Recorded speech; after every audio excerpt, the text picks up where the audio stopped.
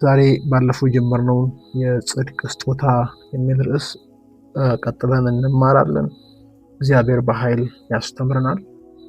ያው ሁሌ እንደምለው በፊቱ መሆናችን ቀላል ነገር እንደሆነ አናስብም። የእግዚአብሔር ቃል እንደሚናገረው ማርያም ከክርስቶስ እግር ስር ተቀምጣ የአንደበቱን ቃል ለመስማት የመረጠችውን ምርጫ ማርያም መልካሙን እድል መርጣለች ይላል። መልካሙን እድል መርጦ ከሱ እግር ስር መቀመጥ ደግሞ ከእግዚአብሔር ዘንድ ፕሮቴክሽን አለው። ከሷም አይወሰድባትም ያለው ደግሞ ጌታ እንዳይወሰድብን ያደርጋልና ጌታን ስለዚህ እጅግ አድርገን እያመሰገንን ስለ እድሉ እንቀጥላለን። ምናልባት ኤግዛክትሊ ወደሚሄድበት ክፍል ሳልሄድ ጥቂት ነገር ብል ደስ ይለኛል። እንደ መነሻ ብዙዎቻችን በህይወታችን ላይ የሚጨበጥ መንፈሳዊ ለውጥ እንፈልጋለን። ያ የምንፈልገው ለውጥ ግን የሚፈልገው ነገር እንዳለ ላናስተውል ደግሞ እንችላለን። ወዳጆቼ እውነተኛ መንፈሳዊ ለውጥ በአማኝ ህይወት የሚመጣው እውነተኛ በሆነው በእግዚአብሔር ቃል መሰረት ነው። ከዚህ ቀደም በኖርንበት አይደለም፣ ሰዎች በነገሩን አይደለም፣ በተለያየ አጋጣሚ በተማርነው አይደለም። ከዚህ ቀደም የተማርነው ልክ አይደለም ማለት ሳይሆን በትክክል በእግዚአብሔር ቃል ላይ ያለ እንደ እግዚአብሔር ቃል የሆነ እውነት ነው። እንደ እግዚአብሔር ቃል እንድንኖር አቅም የሚሆነው ያንን ለማድረግ ኢቭን ባይመቸንም ጭምር የእግዚአብሔር ቃል ወደኛ ሐሳብ ሳይሆን የኛ ሐሳብ ወደ እግዚአብሔር ቃል እንዲመለስ መፍቀድ ይኖርብናል። አንድ ጊዜ አንድ ስልጣን ላይ ያለ ሰው ሲናገር እንደዚህ ያለ አንድ ስብሰባ ላይና ብዙዎቻችን አሁን በእግዚአብሔር መንግስት ብንገኝ ደስ ይለናል። አሁን ኢሚዲየትሊ አሁን ግን በእግዚአብሔር መንግስት ለመገኘት መሞት ይጠበቅብናል። መሞት ደግሞ አንፈልግም ማለት ድምጼ ይሰማል አይደል?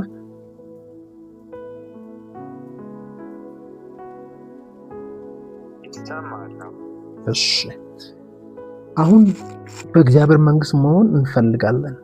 አሁን ግን እዛ ለመሆን በሞት በኩል ነው የምንሻገረው አሁን ባለው ታይምና በሞት በኩል መሻገርን ደግሞ አንፈልግም። ብዙ ላይፋችን ላይ የሚገጥመን ነገር እንደዛ አይነት ነገር እንፈልጋለን። መቀጣጠል፣ በእግዚአብሔር ነገር መነካት፣ በመንፈስ ቅዱስ መሞላት፣ በኃይሉ መሄድ፣ ጸልየን መሰማት፣ ቀንበርን መስበር፣ ህይወታችን ለሰዎች በረከት እንዲሆን በቃ ስናመልክ በፊቱ በመንፈስ ቅዱስ ኃይል እግዚአብሔርን እያየን ማምለክ፣ ህልማችን የጠራ ራእያችን የጠራ እንዲሆን እንፈልጋለን። ያ የምንፈልገው ፍላጎት ደግሞ የሚፈልገው ነገር አለ። የሚፈልገውን ነገር በትክክል እንደ እግዚአብሔር ቃል መራመድ ስንጀምር የምንፈልገው ነገር ወደ ፍጻሜ ይመጣል። መንፈሳዊነት በጣም ልናቅ የሚገባው ግምት አይደለም። መንፈሳዊነት እኛ ጋር ያለ ስሜት አይደለም። መንፈሳዊነት እግዚአብሔር እንዴት ኖረን የቱ ጋር እንደምንደርስ መስመር ያስቀመጠለት ነገር ነው። በህይወታችን ውስጥ ደግሞ ያንን ለመኖር እግዚአብሔር አምላክ ስጦታ ሰጥቶናል። የመጀመሪያው ሁላችንም የምናውቀው ስጦታ የልጁ ስጦታ ወይም ልጁን ነው የሰጠን። ማንም እንዳይጠፋ ስለወደደ አንድያ ልጁን እስኪሰጥ ድረስ ዓለምን ወዷል ሲል ይሄ የፍቅሩ ጥግ እስኪሰጥ ድረስ ተወደናልኛ ይላል። ከዛ የተነሳ ልጁ ሲኖረን አውቶማቲካሊ ህይወት ነው ያለን። ልጁ ሲኖረን ሃይማኖት አይደለም። ወልድ ያለው ህይወት አለው፣ ወልድ የሌለው ህይወት የለውም ነው የሚለው። ልጁ ስለተሰጠን ልጁ ለኛ በመሰጠቱ ምክንያት ደግሞ የተሰጡን ነገሮች አሉ። ህይወታችንን በትክክለኛ መንፈሳዊነት ላይ ማስቀመጥ የሚችሉ፣ ማስኬድ የሚችሉ፣ ማጽናት የሚችሉ ከዛ ውስጥ አንዱ ነው የነበረው የጽድቅ ስጦታ ብለን ባለፈው ሳምንት ከጸሎት ጋር ያይዘን ሰፋ ያለ ፖይንት አንስተናል። የነበራችሁ ሰዎች የጻድቅ ሰው ጸሎት በስራው ኃይልን ታደርጋለች የሚል ሐሳብ አንስተን የሰው ጸሎት ሳይሆን የጻድቅ ሰው ብለን ጽድቅ ደግሞ ስጦታ ስለሆነ በእግዚአብሔር ፊት በጽድቅ ኮንሽስነስ የምንጸልየውን ጸሎት አንስተን ሰፊ ነጥብ አይተን ነበረ። ያልነበራችሁ ከዛ ክፍል እንድታዩ አበረታታችኋለሁ። ዛሬ አንድ በጣም የምንወደው የእግዚአብሔር ቃል ስለ እምነቱ መሰክርለት ለሁላችንም የእምነት አባት የተባለ ደግሞም የእሱ ዘር ተብለን ልንጠራ በክርስቶስ በኩል እድል ያገኘንን ሰው ታሪክ ከዘፍጥረት ምዕራፍ 15 ላይ አነብና እስቲ እንዴት ነው በብሉይ ኪዳን እግዚአብሔር አምላክ ለሰዎች ጽድቅን የሚቆጥረው? ከዛ የተነሳ ሰዎች ህይወት ላይ የሚሆነውስ ምንድነው የሚወስደን? እውነተኛ ከእግዚአብሔር ጋር ያለ ህብረት እግዚአብሔር በሚፈልገው መንገድ እንደሆነ ለማየት እንሞክራለን። ዘፍጥረት ምዕራፍ 15 ከቁጥር 1 እስከ 6 ያለውን አነብና በዛው እንቀጥላለን። ተወሰነ ፓርቱን በሆነ ጊዜ በሌላ ትምህርት ያተነው ነበር። አሁን ከጽድቅ ስጦታ አንጻር ይህን ክፍል እንመለከታለን። እግዚአብሔር ቃል እንደዚህ ይላል። ዘፍጥረት ምዕራፍ 15 ከቁጥር 1 እስከ 6። ከዚህ ነገር በኋላ እግዚአብሔር ቃል በራእይ ወደ አብርሃም መጣ እንዲህ ሲል፣ አብርሃም ሆይ አትፍራ፣ እኔ ለአንተ ጋሻ ነኝ፣ ዋጋህም እጅግ ታላቅ ነው። አብርሃምም አቤቱ እግዚአብሔር ሆይ ምን ትሰጠኛለህ? እኔ ያለ ልጅ እሄዳለሁ። የቤቴ መጋቢ ደማስቆ ሰው ይህ ኤሊዘር ነው አለ። አብርሃምም ለኔ ዘር አልሰጠኝም፣ እነሆ በቤቴ የተወለደ ሰው ይወርሰኛል አለ። እነሆም የእግዚአብሔር ቃል እንዲህ ሲል መጣለት፣ ይህ አይወርስህም፣ ነገር ግን ከጉልበት የሚወጣው ይወርስሃል። ወደ ሜዳም አወጣውና ወደ ሰማይ ተመልከት፣ ከዋክብትንም ልትቆጥራቸው ትችል እንደሆነ ቁጠር አለው። ዘርህ እንደዚህ ይሆናል አለው። አብርሃምም በእግዚአብሔር አመነ፣ ጽድቅም ሆኖ ተቆጠረለት። ለአብርሃም በብሉይ ኪዳን ለነበረው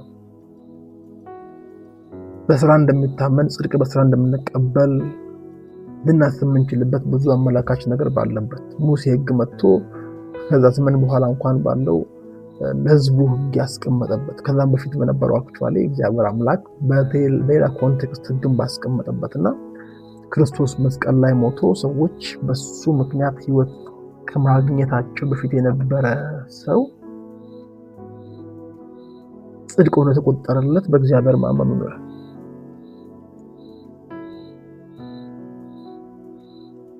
በአዲስ ኪዳንም ጭምር አብርሃም ጽድቅ ሆኖ ተቆጠረለት ስራው አይደለም፣ ስራው ቢሆን ደሞዝ ነበረ ይላል። ስለዚህ አሁን በደንብ ጠጋ ብለን ይሄንን ቃል እናጠናለን ዛሬ። እግዚአብሔር አምላክ አብርሃም መጥቶ አብርሃም አይደለም የሚለው እዚህ ጋር ክፍሉን በደንብ ስታነቡ ሁሉም ጋር አብርሃም ነው የሚለው። አብርሃምና አብርሃም ይለያያል። እንደምናውቀው ልጅ ከመወለዱ በፊት ይስሐቅ ሳይሰጠው በፊት የነበረ ስሙ አብርሃም ወይም ልጅ የሌለው ማለት ነው። አብርሃም ማለት ደግሞ የብዙሃን አባት የሆነበትን ታሪክ የሚጠቅስ ነው። እዚህ ጋር ስንመለከት እግዚአብሔር አምላክ አብርሃምን ሲመለከት እስማኤልን ከወለደ በኋላ አብርሃም ልጅ አለኝ ይላል። እግዚአብሔር ልጅ አልባ ብሎ የሚጠራው አብርሃም ማለት ልጅ የሌለው ማለት ነው። አብርሃም ማለት ደግሞ የብዙሃን አባት ነው። ልክ ሶራ መካን እንደነበረች የብዙሃን እናት ስትሆን ሳራ ብሎ ስሟን እንደቀየረ ሁሉ አብርሃም መጀመሪያ በነበረ ስሙ ልጅ ከወለደ በኋላ እንደ እግዚአብሔር ፍቃድ ያልሆነ ልጅ በሱ ሕይወት ላይ ከተጨመረ በኋላ እግዚአብሔር አብርሃም እያለ ይጠራ ነበር። ቀጥላችሁ የምታነቡ በተለይ ምዕራፍ 18 ላይ እግዚአብሔር አብርሃምን በተገናኘው ጊዜ አብርሃም እያለ ደጋግሞ ሲጠራው ስትመለከቱ ከእግዚአብሔር ያልተሰጠውን ልጅ ወልዶ ልጅ አልባ ብሎት ከእግዚአብሔር የተሰጠውን ልጅ ሊሰጠው ቃል ሲገባ ካሁን በኋላ ስሙ አብርሃም አይባልም አብርሃም ይባላል ብሎ ስሙን ሲቀይር ስናይ ያለ ፈቃዱ ከተወለደ ልጅ ይልቅ በፈቃዱ የተነገረ የልጅ ተስፋ አብርሃምን የብዙሃን አባት አድርጎ ስሙን እንደቀየረው ስናይ ነገሩ ፕራክቲካሊ በህይወታችን ከሚሆነው በላይ እግዚአብሔር እኛን በተመለከተ የሚያስበው ነገር ላይ ምን ያህል እንደሚደገፍ ነው የሚያስረዳ።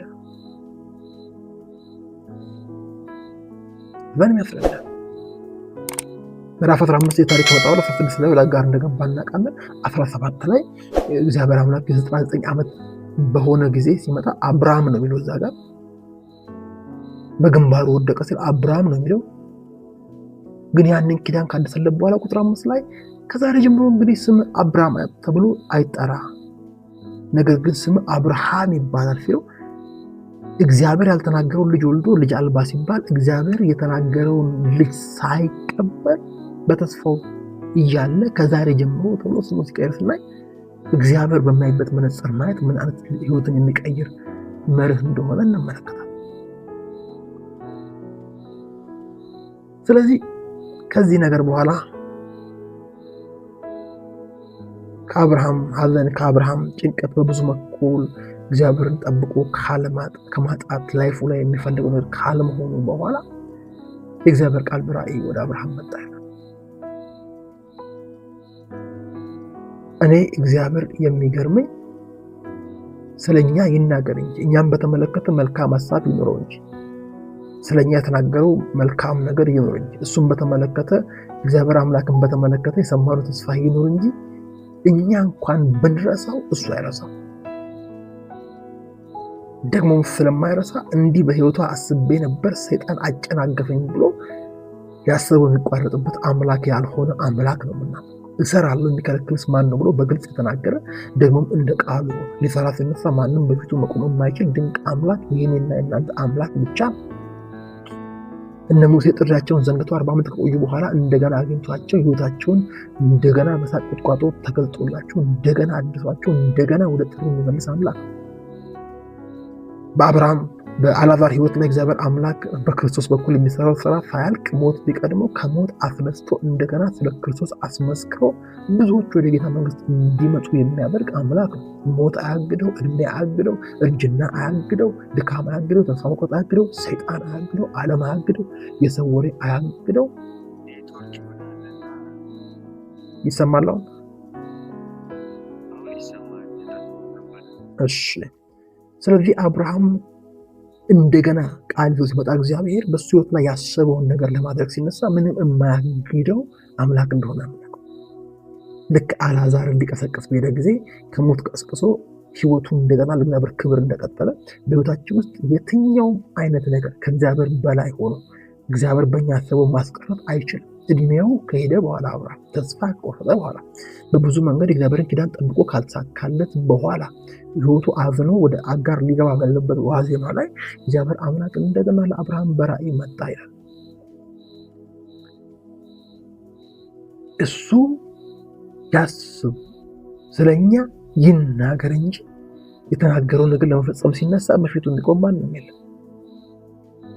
አብርሃም ከሚታየው ነገር ተነስቶ ነገር አበቃ ካሁን በኋላ አይቀየርም ብሎ ምክንያቱም ሌሎች ሰዎች በራሳቸው ሄደው ምን ሊያደርጉ እንደሚችሉ ያውቃል። ቀጥሎ እሱ ምን እንደሄደ እናውቃለንና በእንደዛ አይነት ህይወት ውስጥ የነበረው አብርሃም ከእግዚአብሔር ዘንድ በራእይ ቃል መጣለት። ከዚህ ቀደም በተመለከተ ያነሳሁላችሁ ነጥብ ነበር። በራእይ ከተባለ ቃል መሆን የለበትም፣ የሚታይ ነገር ነው መሆን ያለበት። ራእይ ስናይ ልክ ያን ራእይ ያየ የተረዳው ነገር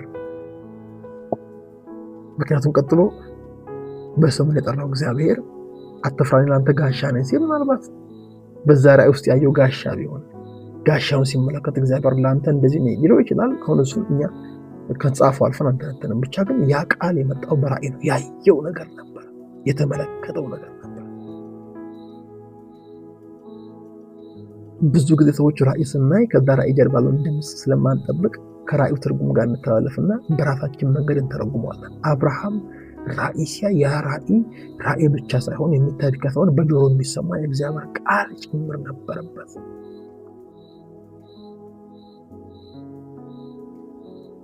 ያ የመጣው ቃል አብርሃምን እንደ ልጅ አልባ አብርሃም ሆይ ነው።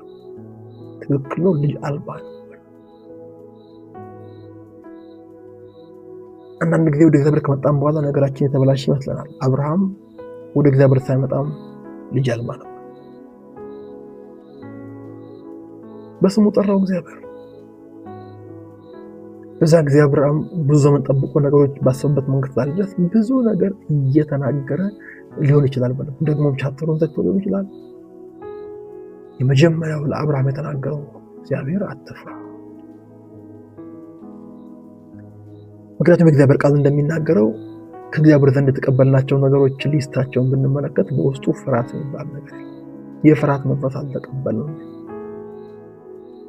እዚህ ጋር በሁለት መንገድ ሊሆን ይችላል። አብርሃም ከገጠመው ነገር ተነሳ ቀጥሎ የተናገረውን ክፍል ስንመለከት ልወረስ ነው፣ ልጅ ሳይኖረኝ ልሞት ነው፣ ሌላ ሰው ሊወርሰኝ ነው የሚል ፍርሃት ነው። በሌላ በኩል ግን ሊሆን የሚችለው ፍርሃት የሰማይ አካል ምድር ላይ ሲገለጥ የሚሰማን ፍርሃት። አይታችሁ እንደሆነ እግዚአብሔር ቃል ሲነግረን ብዙ ጊዜ መላእክቶች ወደ ሰው ሲመጡ መጀመሪያ የሚናገሩት አትፍራ የሚል ነው። እንደዛ የሚሉበት ምክንያት አላቸው። ብዙ ጊዜ እንደተማርነው በስዕል እንዳየነው በተለያየ አጋጣሚ ሰዎች እንደሳሉን የሆነ በጣም መልካም ሰው ግራና ቀኙ ክንድ ላይ ክንፍ አይነት ያለው በጣም የሆነ ፈረንጅ አይነት ሰው አድርጎ ነው መላእክትን የሳሉልን። የማያስፈራ በጣም ኩል የሆነ ሰው ማለት ነው። ሪያሊቲው እንደዛ ነው። መጽሐፍ ቅዱሳችንን ብናነብ ሰውነቱ በሙሉ አይን የሆነ መልአክ አለ። 100% አይን ብቻ ማለት ኤቭሪዌር አይን ያለ፣ ያውም ደግሞ እንደ ጎማ ያለ ወደ አራቱ አቅጣጫ መንከባለል የሚችል መንቋቋ። የእግዚአብሔር ቃል ከሚነግረን መልአክ አንዱ 4 ጭንቅላት ያለው መልአክ አለ። የአንበሳ፣ የሰው፣ የበሬና የንስር። እነዚህ ክሬቸርስ በተለያየ አይነት መንገድ ሊገለጡ ይችላሉ። በሰው ማምሳል ያለ ክንፍም ሊገለጡ ይችላሉ። ግን የእነሱ ፕሬዘንስ የሚያመጣው ፍርሃት አለ። ሁሉ ጊዜ እንኳን ባይሆን ብዙ ጊዜ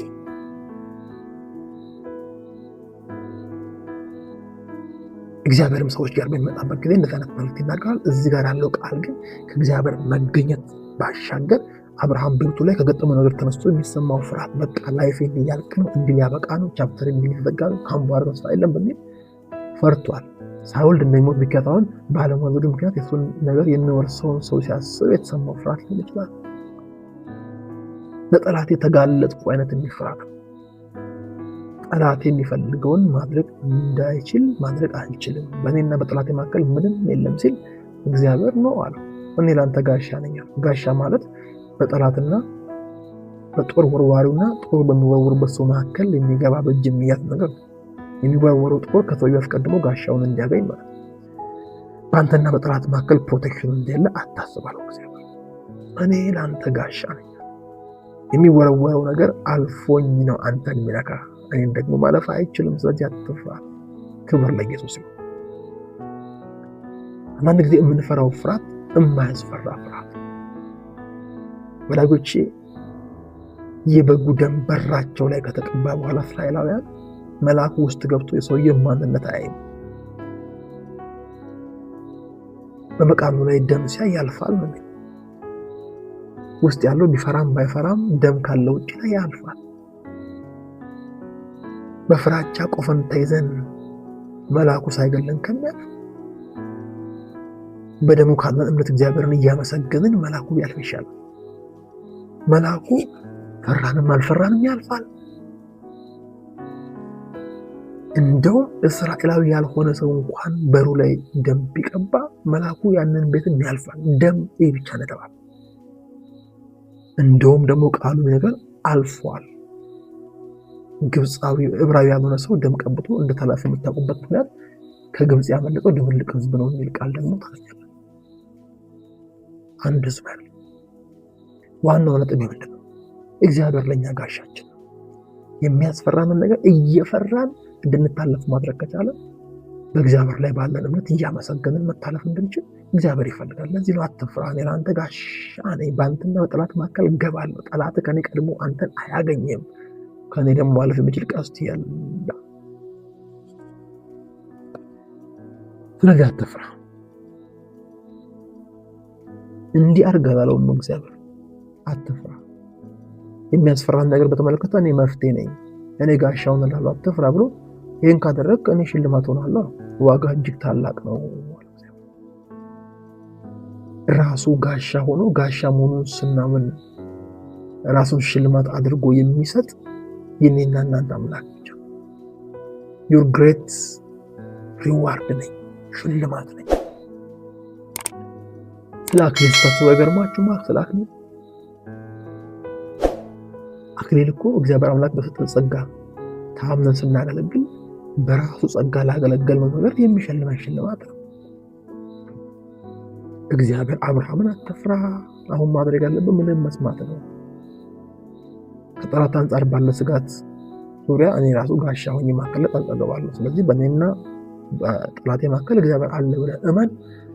ይህን በምታደርግበት ጊዜ ዋጋ እጅግ ታላቅ ነው፣ ሽልማት እጅግ ታላቅ ነው። አሁን ብዙ ሰው በእንደዚህ አይነት ኮንዲሽን ውስጥ የእግዚአብሔር ዋጋ ለሰዎች ይሆናል ብሎ ማሰብ አይችልም። ምክንያቱም የሚያስበው የሆነ መንገድ መሄድ እንዳለበት። ምንም መስራት የለብንም እያልኩ አይደለም። እስከ ጥግ ድረስ በእግዚአብሔር ጸጋ ታግዘን መስራት የሚገባንን መልካም ነገር ሁሉ ማድረግ አለብን። ግን የፈለገ መልካም ነገር ብናደርግ ያለኔ ምንም ማድረግ አትችሉም ባለው እግዚአብሔር ጸጋ እንዳደረገን አስበን መልሰን እግዚአብሔርን ልናከብር ይገባል። በዚያው ሂደት ውስጥ ደግሞ ከእግዚአብሔር ዘንድ ሽልማት አለ። ልክ ይሄንን ሲለው እግዚአብሔር ተገልጦለት በራእይ ድምፅ መጥቶለት በጠላትና በአንተ መካከል ጣልቃ እገባለሁ ብሎት ለዚህም ደግሞ እሸልምሃለሁ ብሎት የአብርሃም ጥያቄም ነበር። የእምነት አባት ብለን የምንወስደው አብርሃም ያለፈበት ጎዳና ላይ ምን እንደገጠመው ስናይ እኛም እንኳን ራሳችንን እንዳንኮንን የሚያደርግ አቅም እናገኛለን። አቤቱ እግዚአብሔር ሆይ ምን ትሰጠኛለህ? እኔ አንዳንድ ጊዜ እንኳንም በሰው ፋንታ በእግዚአብሔር ፋንታ ሰው አልሆነ ነው። እግዚአብሔር በሱ ፋንታ ቢያደርግ አንድ ሰው ተገልጦለት ራእይ አሳይቶት ቃል ነግሮት በጠላትና በአንተ መካከል ጋሻ እገባለሁ ብሎት እሸልምሃለሁ ብሎት ራሴን እሰጥሃለሁ ብሎት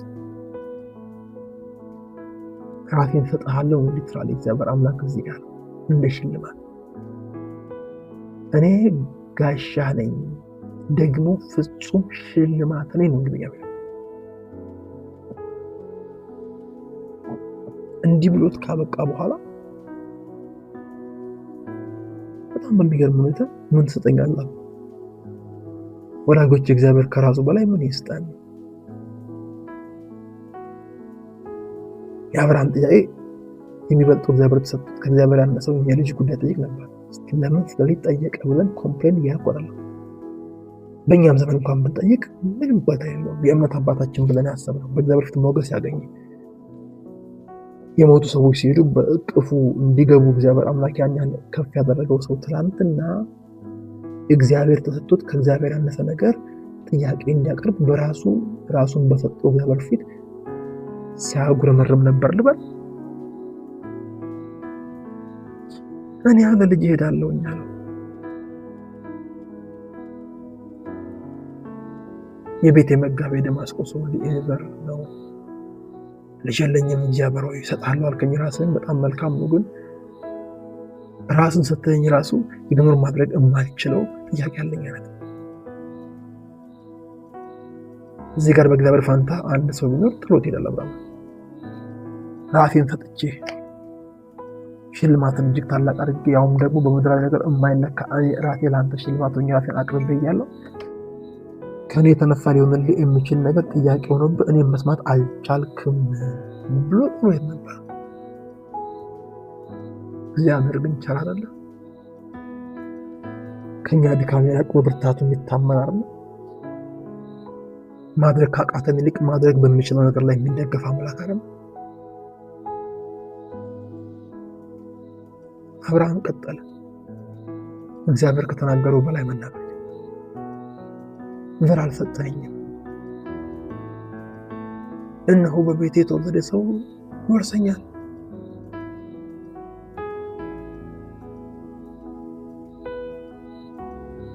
ዘር ባገኝ አልወረስም እኮ። አብርሃም ያልገባው ነገር ዘርም ቢኖረው ሊወረስ ይችላል። በባህላቸው መጀመሪያ ልጅ ይወርሳል ይባላል። ሊወርስ ሲል ቢሞት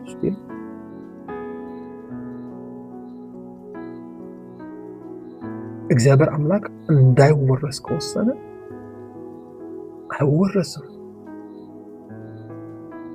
ግን ሁሌ እንደማነሳው እዚህ ጋር ከተመለከታችሁ አብርሃም ጠላቱን ያየበት መንገድ የሚገርም ነው። ሊወርሱ ያለውን ሰው በተመለከተ የቤቴ መጋቢ ይሏል፣ በሙያ ያውቀዋል። የደማስቆ ሰው ይሏል፣ በአድራሻ ያውቀዋል። ኤሌዘር ይሏል፣ በስም ያውቀዋል። በቤት የተወለደ ይላል፣ የትውልድ ስፍራውን ያውቃል። የሚዋጋውን የሚታገለው ነገር ዲቴል ያውቃል። የሚዋጋለትን እግዚአብሔር ተቀብሎ የሚዋጋውን መሆኑ በዲቴል ያውቃል። እግዚአብሔር ተዋጊ ነው ለማለት አቅም አላገኘም። ብዙዎቻችን የምንፈተነው ፈተና አይነው። እስቲ ዝም ብላችሁ ራሳችሁን ጠይቁ። እስቲ ስለ መላእክት አሰራር ምን አውቃለሁ ብላችሁ ጠይቁ። መመለስ አይጠበቅባችሁም። ስለ ሰይጣንም ብላችሁ ጠይቁ። ሰይጣን ሲባል ድግምት፣ ሟርት፣ አይነ ጥላ ወጊ፣ መተት፣ አስማት፣ እርግማን ምናምን ማአት ነገር ነው የምናውቀው። ስለ መልአክ ብንባል ስታክ ነው የምናውቀው።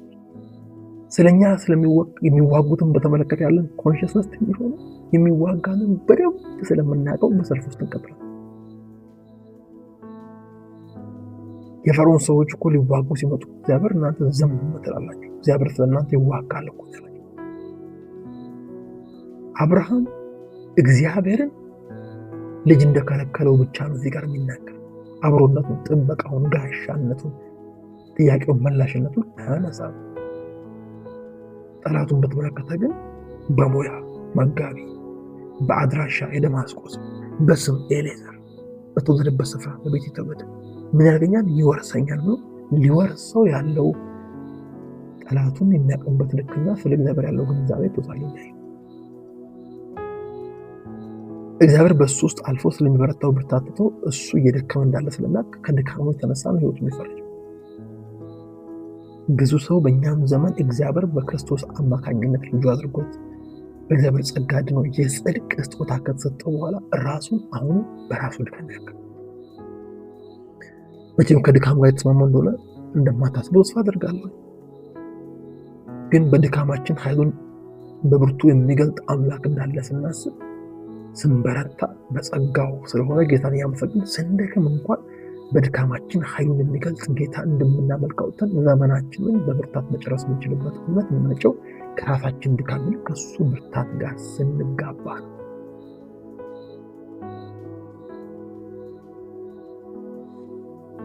አብርሃም ዝርዝር አድርጎ በዚህ መንገድ ያወቀውን ጠላቱን እግዚአብሔር አምላክ ይህ አይወርስህም ነው ያለው። ባጭሩ ይህ ነው ያለው። እግዚአብሔር በሚያወራው ቋንቋ ማውራት ካልቻልን ከሱ ጋር አንግባባም። ተዘራችሁም አላዛርን ሊቀሰቅስ በሄደ ጊዜ ተኝቷል፣ ወዳጃችን ተኝቷል ነው ጌታ። ተኝቷል የሚለው ስላልገባቸው ምን አለ? ተኝቶስ ከሆነ ይነሳል አሉ። ታውቃላችሁ ማለት እንደሆነ ሞቶ ከሆነ ይነሳል ማለት ነው። ከጌታ ጋር እንኳን ላንግባባ እንችላለን። ጌታ ጠላታችንን ይህ ነው የሚለው። ታሪክ ቢኖረው ብዙ ነገር ቢያደርግ በፍጹም የተጨበጠ ኤቪደንስ ቢኖረው በእግዚአብሔር ፊት ይህ ቀላል ነው። ልክ ነብዩ እንዳለው ይህም በእግዚአብሔር አይን ቀላል። ይህ አይወርስም ማለት ይህ አይወርስም ብቻ አይደለም። አይወርስም ያለውን ይህ ብቻ ነው ያለው። ይወርስሃል የሚለው ሲገልጥ ነገር ግን አለው ከጉልበትህ የሚወጣው ይወርሳል። ሃሌሉያ! ከጉልበት የሚወጣ ይወርሳል። አብርሃም ስለ አንድ ልጅ ጠይቅ፣ ምክንያቱም ከራሱ አቅም ተነስቶ ነው የሚጠይቀው። አርጅቻለሁ እንደምንም ብዬ አንድ ልጅ ባገኝ የሚል ፖይንት ላይ ሲመጣ የአብርሃም ጥያቄ ስለ አንድ ልጅ ነው። የእግዚአብሔር መልስ ግን ስለ አንድ ልጅ አይደለም። ወደ ሜዳ አወጣውና ወደ ሰማይ ተመልከት፣ ከዋክብትን እንድትቆጥራቸው ትችል እንደሆነ ቁጥር፣ ዘርህም እንደዚህ ይሆናል። የእግዚአብሔር ፐርስፔክቲቭ አይገርማችሁ? በአቅማችሁ ማድረግ ማትችሉትን በጸጋው ሲያደርግ እንዴት አድርጎ እንደሚያይ ነው የሚያሳይ። ወዳጆቼ ከራሳችን አቅም ላይ ወረድ ብለን በእግዚአብሔር ጸጋ ላይ ስንደገፍ የእግዚአብሔር ጸጋ በአቅማችን የምናደርገው ነገር ጫፉን ሳይታይ በጸጋው ከጫፍ ባሻገር ያለውን በርካታ ነገር ማድረግ የሚችል አምላክ ነው የምናመልከው። መንፈሳዊ ዓለም ላይ እኛ ሲምፕል እንዳልነው ነገር ሲምፕል አይደለም። እኛ ከባድ እንዳልነው ከባድ አይደለም። እግዚአብሔር አምላክ የአብርሃም ጥያቄ አንድ ልጅ ነው፣ ግን እግዚአብሔር በአንድ ልጅ ዓላማውን ሊፈጽም እንደማይችል ያውቃል። ከልጁ ባሻገር ያለውን እንደ አሸዋ የበዛውን ትውልድ ይመለከታል። ደግሞ ዘር ሲል ለአንድ ሰው እንደሚናገር ዘርህ አለ እንጂ ዘሮች አላለም ብሎ ጳውሎስ በአዲስ ኪዳን ሲነግረን ያም ክርስቶስ ነው ብሎ ሲናገር ነው። ስፒሪት ዓለም ላይ የከበዳችሁ ነገር አንድ ቢሆን እዚህ መንፈስ ዓለም ላይ እግዚአብሔር የሚወስደው እርምጃ ለአንድ ነገር ላይሆን ይችላል። ትዝ አይላችሁም ዳዊት በጨነቀው ጊዜ ምዕራፍ 18 ላይ በጨነቀኝ ጊዜ እግዚአብሔርን ጠራሁት ሲል እሱ ጨነቀኝ ነው የሚለው። ወደ አምላኬ ጮኽኩ ከመቅደሱም ቃሌን ሰማኝ፣ ጩኸቴን በፊቱ ጆሮ ገባ ሲል ወደ እግዚአብሔር ጆሮ የገባ ዳዊት ጨነቀኝ የሚል ጩኸት፣ ጨነቀኝ የሚል ጩኸት ሲጮህ እግዚአብሔር አምላክ የጭንቀት መንፈስ ከላዩ ላይ ተነሳርለም ያለው። ያስጨነቀውን ነገር እንኳን ዲቴል ላያውቅ ይችላል። ዳዊት ግን ጨንቆታል። እግዚአብሔር የመለሰው ምላሽ አንድ ሰው ጨንቆት ለአንድ ሰው ጭንቀት የሚመለስ አይነት ምላሽ ሳይሆን ግራ የሚያጋባ ነው። ምክንያቱም ምድር ተንቀጠቀጠች፣ ተናወጠች። ለዳዊት ጨነቀኝ ነው የሚል ጥያቄ። የተራሮች መሰረቶች ተነቃነቁ፣ እግዚአብሔር ተቆጥቷልና ተንቀጠቀጡ ሲል ለአንድ ሰው ጥያቄ የሚመለስ መልስ አይመስልም። እግዚአብሔር አምላክ የዳዊትን ጠላት ሲመለከት ምድር ካልተንቀጠቀጠ፣ ተራሮች ካልተነቃነቁ፣ የእግዚአብሔር ቁጣ ካላረፈባቸው በትክክል እንደማይመለስ ያውቃል። ዳዊት የሆነውን ነገር ነው የሚያውቀው። እግዚአብሔር ደግሞ የሆነው ነገር ለምን እንደሆነም ጭምር ነው የሚያውቀው። ከቁጣው ጢስ ወጣ፣ ከፊቱ የሚባላ እሳት ነደደ፣ ፍም በእርሱ በራ፣ ሰማዮች ዝቅ ዝቅ አደረገ፣ ወረደም፣ ጨለማን ከእግሩ በታች ነበረ ምናምን ብሎ ሲናገር ሪሊ ለእኔ ጸሎት ላይ ሁሉ መልስ ብሎ ዳዊት እንዲጠይቅ የሚያደርግ ከቁጥር የበዛ አይነት ምላሽ ነው የመጣው። በአንድ ልጅ እንዳይወረስ ይፈልጋል አብርሃም። አንድ ልጅ ወልዶ ዛሬ ወረሰ ብሎ እርጅናውን ማሳመር ይፈልጋል። እግዚአብሔር ነው አለ ከዚህ ባሻገር ትልቅ ዓላማ አለኝ። አንተ አንድ ልጅም ልታገኝ የምትችልበት ነው የለም። አንተም መካን ሚስትም መካን ደግሞ አርጅታቸዋል። በእናንተ አቅም ብቻ ነገር የለም። ነገር ግን የኔም ፕላን ልንገራለሁ። ከእናንተ አቅም ጋር የማይገናኝ፣ ከእድሜያችሁ ጋር የማይገናኝ፣ ከትናንት ስትሪያችሁ ከመካንታችሁ ጋር የማይገናኝ እንደ ሜዳ አሸዋ እንደ ሰማይ ከዋክብት የበዛ ትውልድ አይቻለሁ። ዘር የሚሆነው አንተን ወርሶ የሆነ ከብትና ምን ተቀብሎ የአብርሃም ወራሽ እንዲባል ብቻ ሳይሆን ምድርን የሚሞላ ብራካት ይላል። እንደዛ አይነት ዘር ላይ ይወጣል። አብዛኛው ሰው ለይስሐቅ ይጸልያል። ይስሐቅን ባገኘ ጊዜ ይረካል። እግዚአብሔር ግን በይስሐቅ ውስጥ ሁሉ አሻግሮ ክርስቶስን አይተዋል። በክርስቶስ አሻግሮ እኔና እናንተን አይተዋል። በቢሊየን የሚቆጠር ሰው ዛሬ የክርስቶስ ኢየሱስ ተከታይ እነዛን ሁሉ አይተዋል። እንደ ምድር አሸዋ ዘሩን አብዝቷል። ልጅ የሌለው አብርሃም ስለ ዘር ሲነገረው አመነ። ጸጋ ማለት ነው፣ ጽድቅ ማለት ነው። ልጅ የሌለው አብርሃም ስለ ዘር ሲነገር አብርሃምን በእግዚአብሔር አመነ፣ ጽድቅም ሆኖ ተቆጠረ። ወዳጆች የጽድቅ ስጦታ በእግዚአብሔር ፊት ከእናንተ አቅም በላይ በሱ ፕሮሚስ ላይ እንድትደገፉ ያደርጋል። አንዳንድ ጊዜ ከድካማችን ጋር ነገሮችን አያይዘን ለጠላት እንደምንከፍትበት መንገድ መለወጥ ነው ያለበት። ስትደክሙ ያጣችሁትን ነገር ስለደከማችሁ እንደሆነ ካሰባችሁ አደገኛ አስተሳሰብ። ምን እያላችሁ ነው? ስበረታ ማገኘው ስለበረታው ነው እያላችሁ። እንኳን ስንደክም ስንበረታ እንኳን እግዚአብሔር ለብርታታችን ምክንያት ሆኖ ደግሞ ያንን ብርታት እንደ ምክንያት ተጠቅሞ ስለሚያደርግ 100% ከእግዚአብሔር የተነሳ። አብርሃም ያመነው ልጅ ለማግኘት ማድረግ የሚችለው ምንም ሳይኖር ግን ደግሞ ልጅ ሳይኖር ስለ ዘር የሚናገር እግዚአብሔር የተናገረውን ቃል ተቀብሎ አሁን እኮ ትንቢት እንኳን ስንተነብይ ሰዎች ከዛ ትንቢት ጋር የሚገናኝ ፍንጭ በሌለበት ቅርብ ጊዜ አንድ ከተማ ላይ አንድ ኮንፈረንስ ነበረና አብሮን የነበረ አገልጋይ ትንቢት ተነበየ ለቤተ ክርስቲያኒቷ መሪ። በቅርብ በዚህ ከተማ ላይ ተሾማለህ፣ አምባሳደር ነው የምትሆነው ለዚህ ከተማ መንፈሳዊ ስራ ሮዝናክ። ሊሾም የሚችልበት ጭላንጭል ምንም የለም። ከዛ ቦታ አንጻር ብዙዎች መንፈሳዊ ግልጋሎት የሚታዩ አሉ፣ ግን ከእግዚአብሔር ዘንድ ቃል ትናንትና ደወለልኝና ተሾምኩኝ። የበለጠ እግዚአብሔር ስራ መስራት የሚችልበት ቦታ ላይ እግዚአብሔር አስቀምጦ ከስራ ቦታ ሄደው ለምርጫ ሲሄድ ወዳጆቼ አንድ ልጅ ለመውለድ አቅም የሌለው አብርሃም ዘርህ እንደ ምድር አሸዋ ይበዛል ሲለው አመነ። እሱ ነው ጽድቅ ሆኖ ተቆጠረለት። በእኛም ኮንቴክስት ወዳጆቼ በእግዚአብሔር ፊት ላይፋችን መቀየር ካለበት፣ መንፈሳዊነታችን ጄኒውን መሆን ካለበት በራሳችን ከምንታመነው በላይ በእግዚአብሔር መታመንን ነፍሳችንን ስናስተምር በራስ ከመደገፍ ይልቅ በእግዚአብሔር ጸጋ ላይ መመካት ስናስተምር that's righteousness ጽድቅ ሆኖ የተቆጠረለት እንደውም ተቆጥሮለት።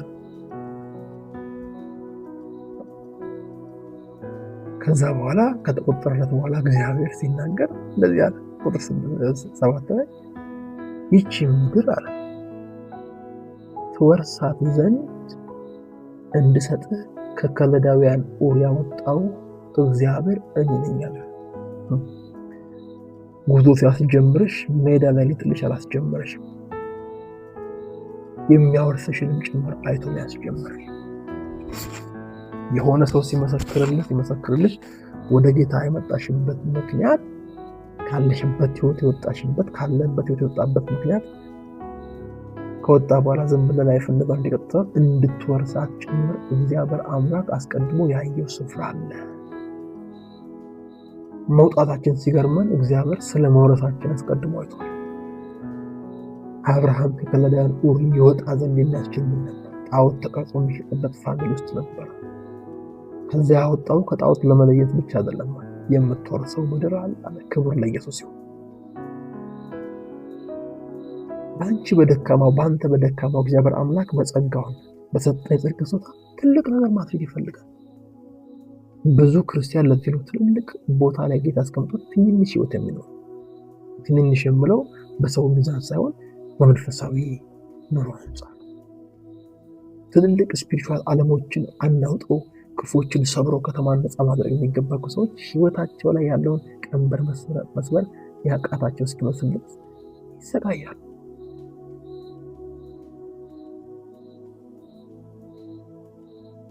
ልጅ ሳይኖሩ ስለ ዘር ስናገር አመንክ አይደል?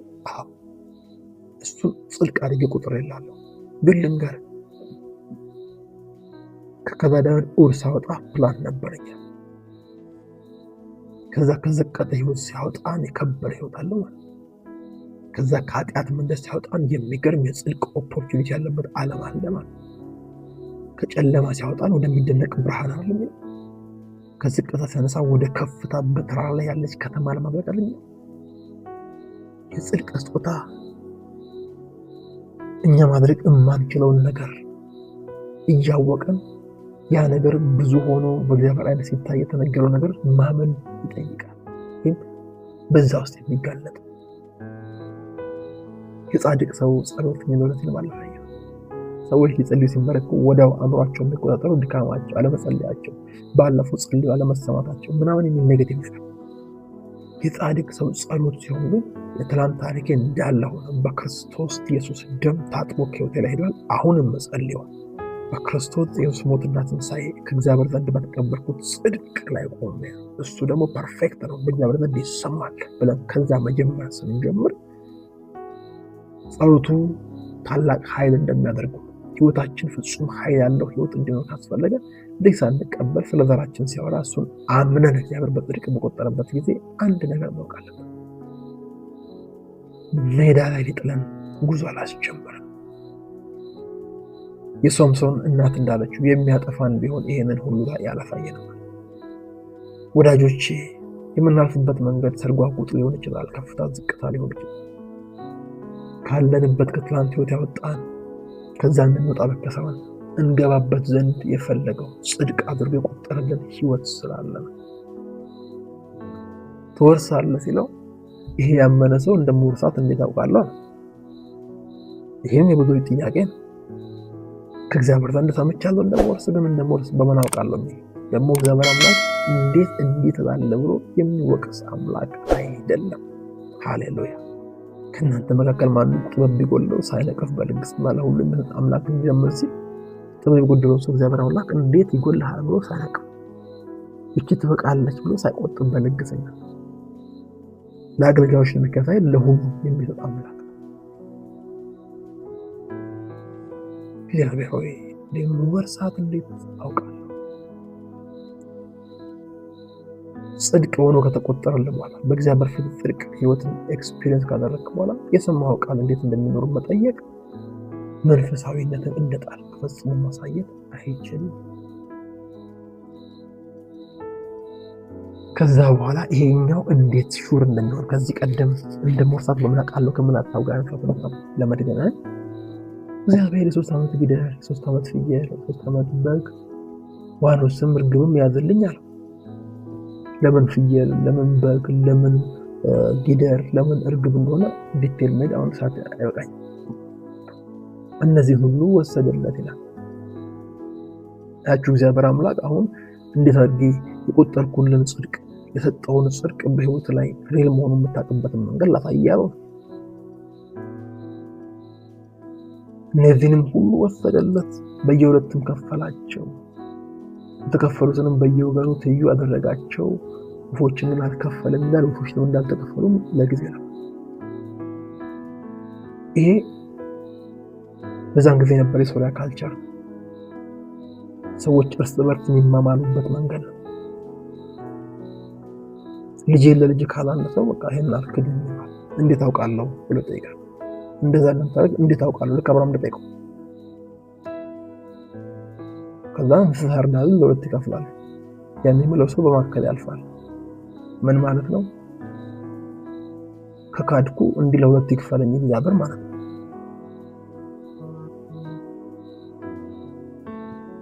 ልክ እግዚአብሔር የገባለትን ቃል ሊያወርሰው የነገረውን ቃል የሚያውቅበትን መንገድ እግዚአብሔር ሲያስረዳው አሞራዎች በስጋው ላይ ወረዱ ይላል።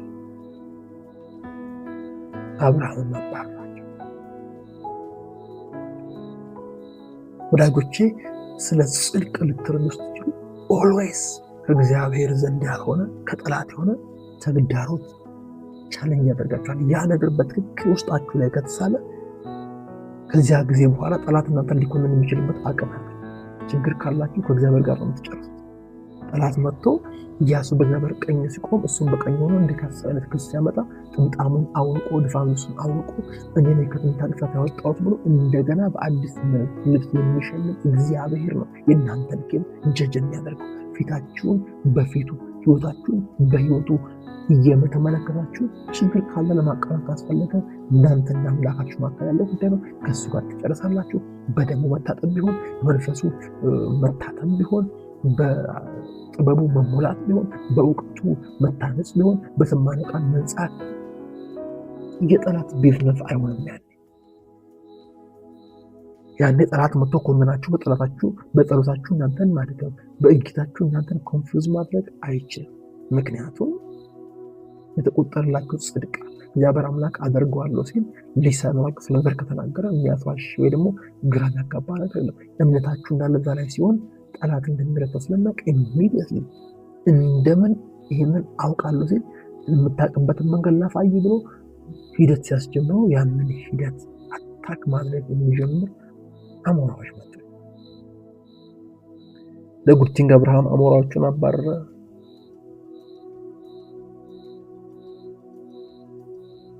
አባረራቸው። ትክክለኛ እምነት እስኪኖርን ትክክለኛ ህይወት መኖር አይቻልም።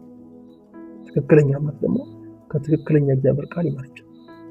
ከሚመስልን አይደለም። እንዴት ሊሆን ይችላል ከምንለው እግዚአብሔር ምን አለመካም እግዚአብሔር ላስረዳ እንዴት አድርጌ ጽድቅ አድርጌ እንደቆጠርኩ ምንም ሳታደርግ ቀጥሎ ባለው ሁኔታ እንዴት አድርጌ ላይፍን የተናገርኩት እንድትወርስ እንደምትችል እርግጠኛ የሚያደርግ ነገር ያንሳል።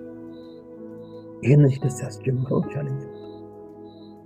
ኢሚዲየትሊ ካባረራቸው በኋላ ፀሐይ በገባች ጊዜ አብርሃም ላይ ከባድ እንቅልፍ መጣ።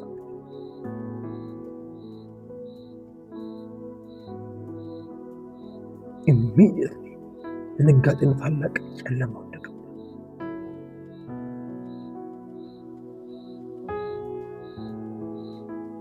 ከላይ እንዴት እንደሚወርሳት ሊነግረው መጥቶ አሞራዎችን ማባረረ። ታውቃላችሁ ምን ማለት እንደሆነ?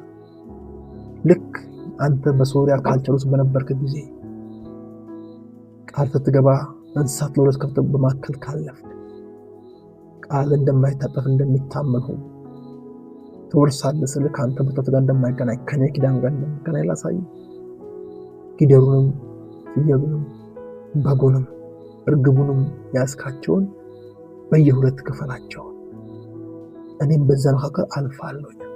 ቀጥሎ በተኛ አስደናቂ አስደንጋጭ በመጣበት ጊዜ እሳት ነው በዛ ውስጥ ያለፈው። ምክንያቱም ቀጥሎ ቁጥር 14 ላይ ስንመለከት 15 ስንመለከት አንተ ግን ወደ አባቶች በሰላም ትሄዳለህ፣ መልካም ሽምግልና ትቀበራለህ፣ በአራተኛው ትውልድ ግን ወደዚህ ይመለሳሉ፣ የአሞራን ኃጢአትና ገና አልተፈጸመምና ብሎ ፀሐይ በገባች ጊዜ ሆነ። ይሄ ድምጽ ሲመጣ ገና ሲመጣ ነው ሲናገር ፀሐይ በገባች ጊዜ ታላቅ ጨለማ ሆነ። ያስደነገጠው ነው። የምድጃ ጢስና እሳት ነበልባል በዚያ በተከፈለው መካከል አለፈ። እግዚአብሔር እየማለለት ነው። ከአቅም የተነሳ የማይችል ነገር ባለበት ዘመን ላይ በአቅሜ በህይወት እሰራለሁ፣ ይህንን ባላደርግ እነዚህ እንስሳት እንደከፈልክ መካከል አልፋለሁ፣ እንደዚህ የከፈለኝ ብሎ አብርሃም ሊረዳ በሚችለው ልክ ወርዶ እግዚአብሔር በካልቻው ያፈረደ።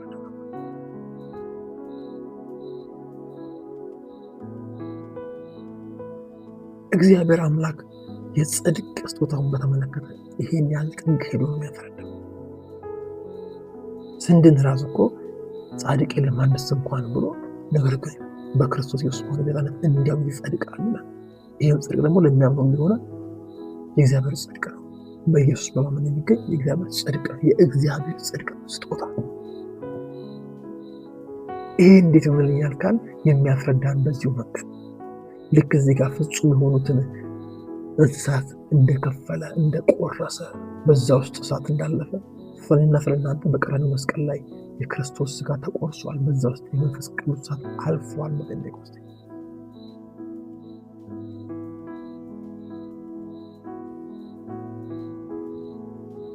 በዚያን ቀን እግዚአብሔር ለአብርሃም እንዲህ ብሎ ቃል ገባለት ይላል። ከግብፅ ወንዝ ጀምሮ እስከ ትልቁ ወንዝ ከኤፍራጥስ ድረስ ይህች ምድር ለዘር ሰጥቻለሁ፣ ኢቭን እሰጣለሁ አለ። ሰጥቻለሁ መለስ ብላችሁ አብርሃም ይሄኛው እሳት አልፎ በደነገጠበት ምሽት ላይ ፀሐይ በገባች ጊዜ ለአብርሃም ከባድ እንቅልፍ በወደቀበት ጊዜ ቀደም ብሎ የመጣው ከታች ተጻፈው ድንጋጤና ታላቅ ጨለማ በወደቀበት ጊዜ አብርሃምን ያለውን ነገር ተመልከቱ። ዘር ለእርሱ ባልሆነች ምድር ስደተኞች እንዲሆኑ በእርግጥ ወቃሽ መገመት ትችላላችሁ። አንድ ልጅ የለኝም ብሎ በእግዚአብሔር ፊት የሚጮህ ሰው ጥያቄ ለመመለስ አንድ ልጅ የሌለውን አብርሃምን ዘር ሰጣለሁ ብቻው ያ የሚሰጠው ዘር ሌላ አገር ሄዶ በባርነት እንደሚኖር ልጅ በሌለበት ጊዜ ነው። አብርሃም ግን እንዴት እንደሚወርሳት በመስዋዕቱ መካከል በእሳት አልፎ እግዚአብሔር ስላፈረዳው ከእግዚአብሔር ጋር በትክክል ማውራት ጀመረ። ዘርህ ሌላ ምድር ይላል። እሺ ከዛስ በልተናል። ኖ አይቀሩም በዛው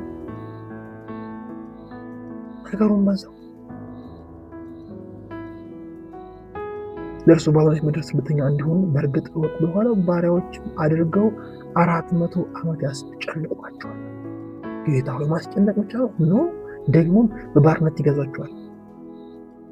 ከዛ ምን ታደርጋለህ? እግዚአብሔር በባርነት በሚገዛቸው ሕዝብ ላይ እኔ እፈርዳለሁ።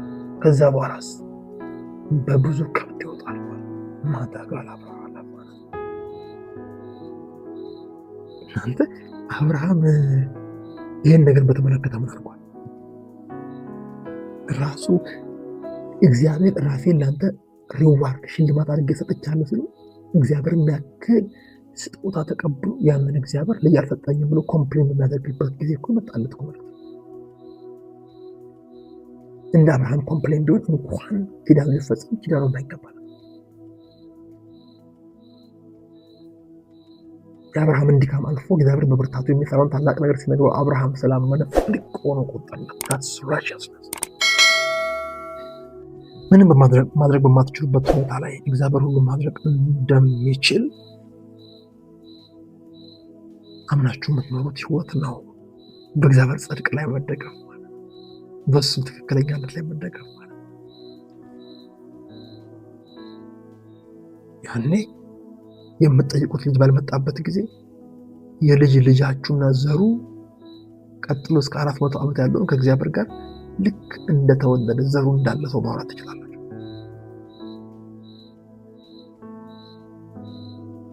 ትምህርታችሁ ሳትጨርሱ ከተማራችሁ በኋላ እግዚአብሔር በታላቅ ክብር አስወጥቼ ሀገር ትመራላችሁ ካለ ሀገር ስመራ እንዴት አድርጌ ነው የምመራው ብላችሁ እግዚአብሔር ጋር ማውራት ትችላላችሁ። ቢዝነስ የምትጀምሩ ከሆነ እጃችሁ ያለው ጥቂት ዶላር ሆኖ በዛ እንደምትጀምሩ አውቃችሁ እግዚአብሔር ስለ ሚሊዮን ዶላር ሀብታችሁ ለብዙዎች በረከት እንደምትሆኑ ከነገራችሁ አንድም ዶላር ያን የምትጀምሩበት በሌላ ጊዜ ስለ ሚሊዮኑ ከእግዚአብሔር ጋር ማውራት ትችላላችሁ። ተስፋችሁ ከእናንተ ድካም ይልቅ የእሱን ብርታት መደገፍ ነው። እግዚአብሔር በእናንተ የሚሰራው የበረታችሁለትን ያህል እንደሆነ ያሰባችሁለታ የደከማችሁለት እግዚአብሔር በእናንተ እንደማይሰራ ታስባላችሁ። ያ ደግሞ በድካማችሁ ብርታት ይገለጣል ከሚለው ቃል ጋር ፊት ለፊት ያጋጫችሁ። ከተጻፈው ጋር የሚጋጭ ሰው ደግሞ በህይወቱ ላይ የሚሆነው ያልተጻፈ ነገር ነው። ለዚህ ጥሩ ምሳሌ ወንድማችን ጴጥሮስ፣ ሐዋርያው ጴጥሮስ ወንድማችን ብሎ ሁላችንም እግዚአብሔር ልጅ ስለሆንን እንጂ ከሱ ኮሊንግ ጋር ራሳችንን ኮምፔር ማድረግ አይነት ሂደት አይደለም። ሁላችንም ዩኒክ ነን። ጌታ ከመዝሙር መጽሐፍ መዘዘና እረኛው ይመታል በጎች ይበተናሉ ከብሉይ ኪዳን የተጻፈ ነው። ጴጥሮስ መጣና የተጻፈውን አላምንም የሚመስል አይነት ነገር ማንም ቢበተን እኔ አልበተንም ማለት ጥያቄ አይደለም። የተጻፈውን ካላመንክ ያልተጻፈ ልናገርብህ ዶሮ ሳይጮህ 3 ትክደኛለህ አለው። ይሄ ምንም አልጻፈም። ብዙ አማኝ የተጻፈለትን ስለማያምን ነው ያልተጻፈ ነገር በህይወቱ ላይ ነው። እኛ የእግዚአብሔር ልጆች ነን፣ በክርስቶስ ደም ተገዝተናል። ሕመማችንን በተመለከተ ሳንታመም አይደለም ወደዚህ ምድር ሳንመጣ የተቆረሰልን የክርስቶስ ስጋ አለ ብለን የምናምን ሰዎች ነን። መዳናችንን በተመለከተ የሆነ ሰው መጥቶ ወንጌል በነገረን ጊዜ ኦኬ ሰማ ምናምን ብሎ እግዚአብሔር ደመደመው አይደለም። ወላጆች ወንጌል መጥሪያ መንገድ ዓለም ሳይፈጠር ነው በክርስቶስ ኢየሱስ ንጹሃንና በፍቅር እንድንመረጥ ብሎ የፈሰሰው ነገር። ዓለም ሳይፈጠር ከመረጥ የትኛው ብርታት እንደሆነ ያ ተመልስ። አብርሃም አንድ ልጅ ሳይኖረው ስለ ዘሩ ይናገራል። አየር ላይ ያለ አብርሃም ማይንድ ላይ የሌለ ሰው ዘር የት ቦታ ላይ ምን መከራ እንደሚደርስበት ሰራ ኦኬ ብሎ ከእግዚአብሔር ጋር ማውራት የሚችል ከራሱ አቅም ይልቅ እግዚአብሔር አምላክ በማንችልበት ጊዜ የሚሰራው ነገር ተረድቶ እግዚአብሔር ላይ የሚመካ እግዚአብሔርን አምኖ እምነቱም እንደ ጽድቅ የሚቆጠርለት የአብርሃም አይነት ሰው። የአብርሃም ልጆች ነን ማለትም በዚህ ኮንቴክስት መሆን አለበት። የሮሜ ጸሐፊ ሲናገር ስለ አብርሃም ለሙታን ሕይወትን በሚሰጥ የሌለን እንዳለ አድርጎ በሚጠራ በእግዚአብሔር ስላመነ አብርሃም ለሁላችን አባት እንደተባለ ይናገራል። አባት የተባለበት ምክንያቱ ይሄ ነው። የሌለን እንዳለ አድርጎ በሚጠራ ነው ያመነው እንጂ ያለን እንደሚያሻሽል ብቻ አይደለም። ፍንጭ አይቶ ፍንጭ ላይ እንደሚሰፋ አይደለም።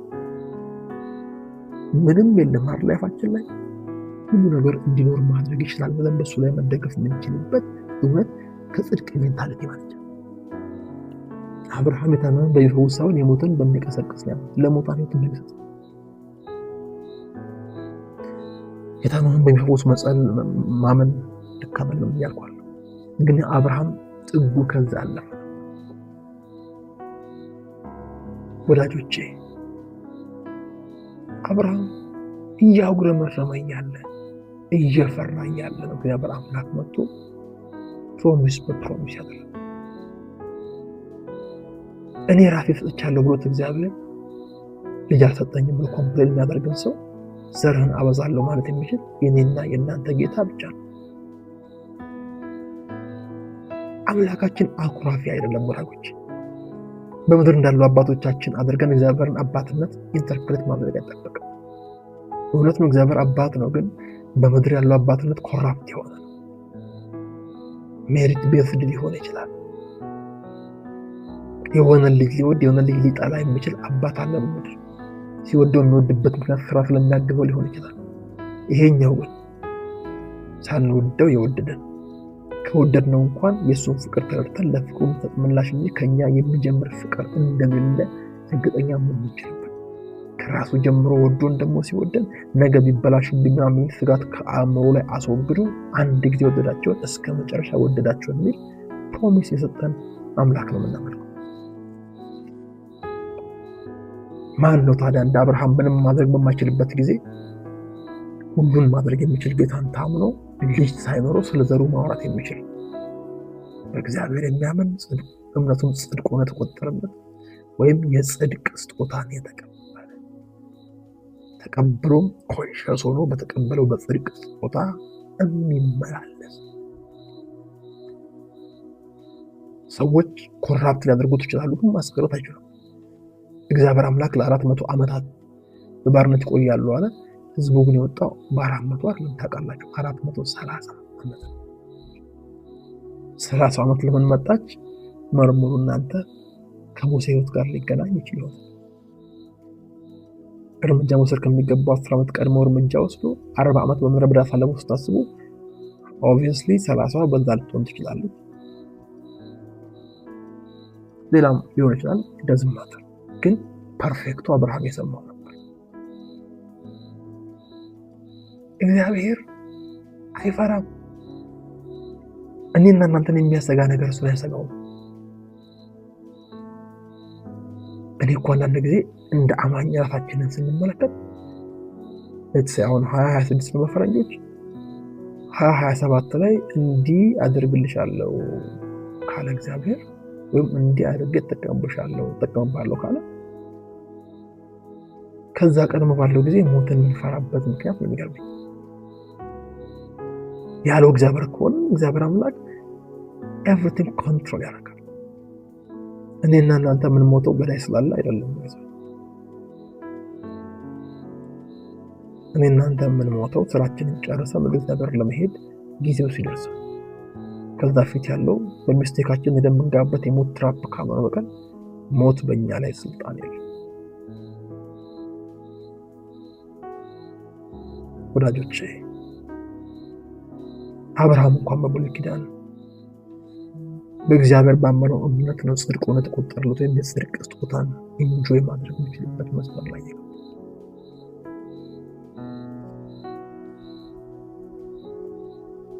ሌላ ጊዜ ስለ አብርሃም እቅፍ እንማር ይሆናል።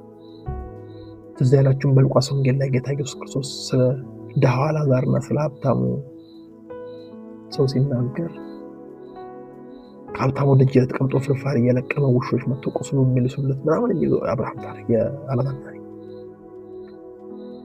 ሰዎች ምሳሌ ነው ሊናገሩ ይችላሉ። እንደዚህ ማተረሱ ብዙ አከራከሩ። ግን እዛ ምሳሌ ውስጥ ያለው አብርሃም ምሳሌ አይደለም። እውነት ነው። አልዓዛር ታጋ ያለው ምሳሌ ነው እንል አብርሃም ምሳሌ አይደለም።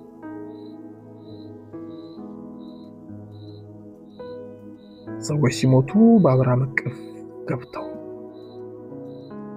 ኢንጆይ እስኪያደርጉ ድረስ አብርሃምን እግዚአብሔር አምላክ እንዴት አድርጎ እንዳስቀመጠው ስትመለከቱ ሳሙኤል was complaining ባክግራውንዱ ከጣዖት ነጋዴ ቤት የሆነ እግዚአብሔርን ታምኖ ግን ጨክኖ ወጥቶ ከወጣም በኋላ እንኳን ያመነውን እግዚአብሔር ጠርቶ ራሱ ያለው ሲራስ ኮርሱን ውስጥ ገብቶ እንደገና እግዚአብሔር አምላክ ፕሮሚስ ያደርግለት አምኖት ጽድቅ ሆኖ የተቆጠረለት ስፒሪቹዋል ሪልም ላይ ሌላ ዳይሜንሽን ኢቨን ዳይሜንሽን ውስጥ መሆን ብቻ ነው ዳይሜንሽን እንዲሆን እሱ ራሱ አድርጎ እግዚአብሔር የጻድቃን ሰዎች ነፍስ በሱ እቅፍ እንዲሰበሰቡ ያደረገበትን ጊዜ ስናስብ የጸጋን ጉልበት እንመለከታለን። የጽድቅ ስጦታ የት ጋር ሊያስቀምጠን እንደሚችል እንመለከታለን። ህይወታችሁ መንፈሳዊነታችሁ እንዲያድግ ፈልጋችሁ በምትፈልጉት መንገድ አላደርግ ካለ ምናልባት የፈለጋችሁበትን መንገድ ማሰብ ጥሩ በእግዚአብሔር ፊት ለምታደርጉት ትጋትና ፐርፎርማንስ ምላሽ ፈልጋችሁ በእሱ ፊት ትክክል ሆናችሁ ለዛ ሽልማት ፈልጋችሁ የምታደርጉ ከሆነ ዩዥዋሊ ያሰባችሁበት ቃል ለመድረስ ትቸገራላችሁ። ነገሩን ለመጨረስ የምትለፉ ከሆነና ባለቀ ነገር ለመግባት ላይፋችሁን ሬዲ የማታደርጉ ከሆነ የጸጋ ስጦታ እንኳን በሕይወታችሁ ተገልጦ መንፈሳዊ ላትሆኑ ትችላላችሁ። ምክንያቱም መንፈሳዊነት በእርግጥ የጸጋ ስጦታ መገለጥ ላይሆን ይችላል። የጸጋው ስጦታ ነው። የፈውስ ስጦታ ካለኝ እኔ የኔ አይደለም። አንደኛ አመኝም፣ ሁለተኛ ደግሞ ለሚያመው ሰው የተሰጠ እኔ ጋር ተቀምጣ አደራ ስለሆነ እንደውም የዛ ጸጋ ባለቤት ከኔ ይልቅ የሚታመን ሰው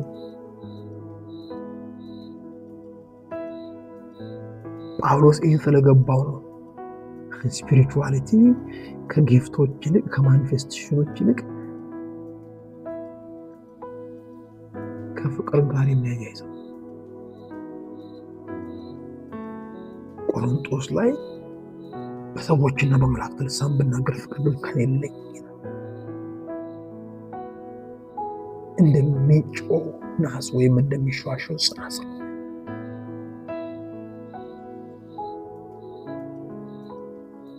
ይህ በጣም ወሳኝ ነገር።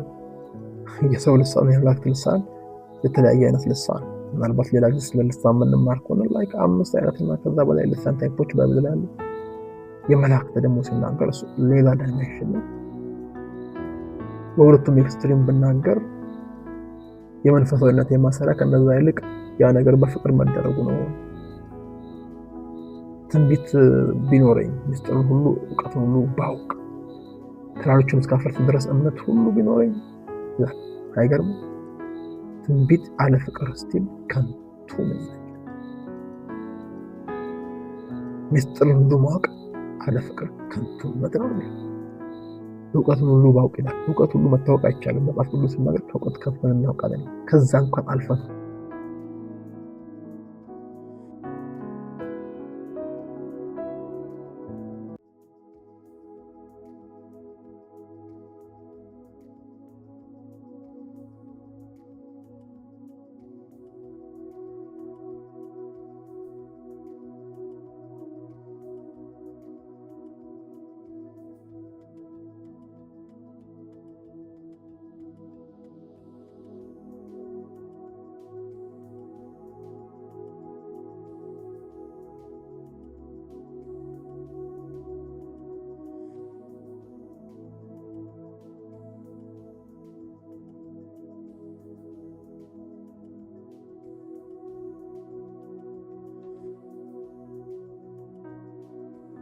መለኪያ በፍቅር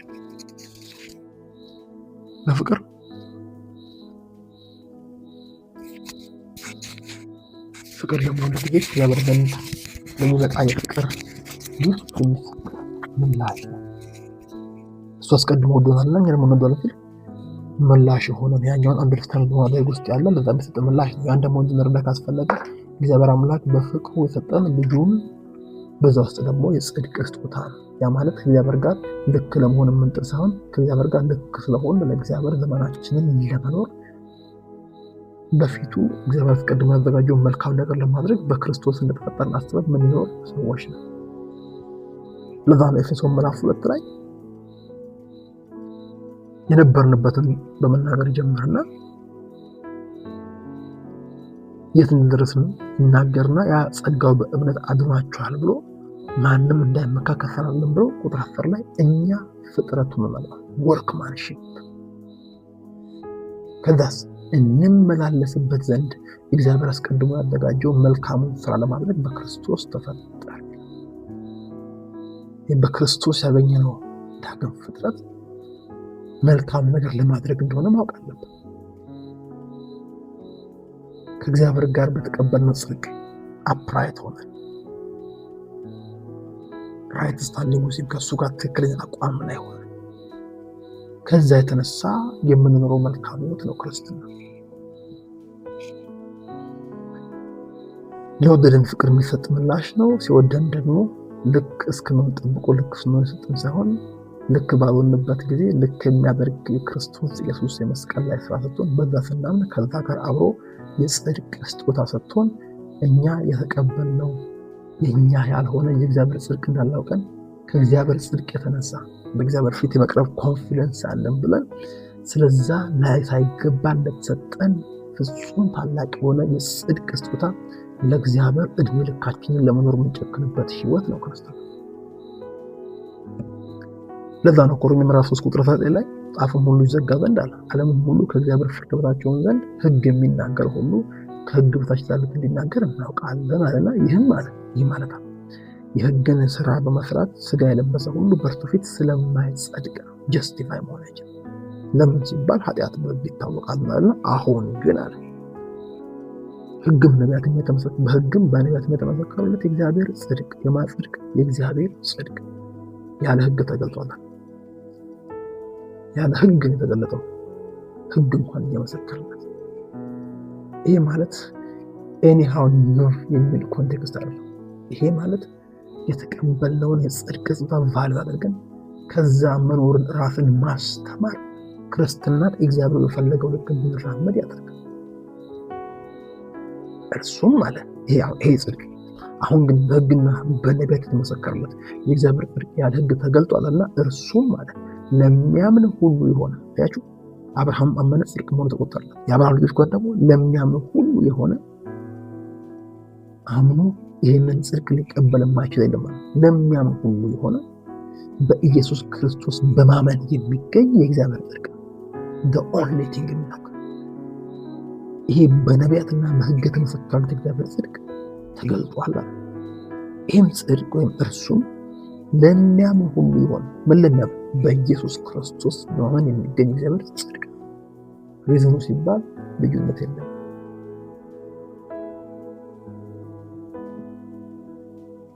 ለምን ሁሉ ኃጢአትን ሰርተዋልና ከዛ የእግዚአብሔር ምክር ጎሏቸዋል። ከዛ ሳይድ የሚጠበቅ በራስ ጥረት በእግዚአብሔር ፊት ልክ መሆን ጎዳና የማይታሰብ ታዲያ በኢየሱስ ክርስቶስ በሆነው ቤዛነት በኩል እንዲያው በጸጋው ይጸድቃል።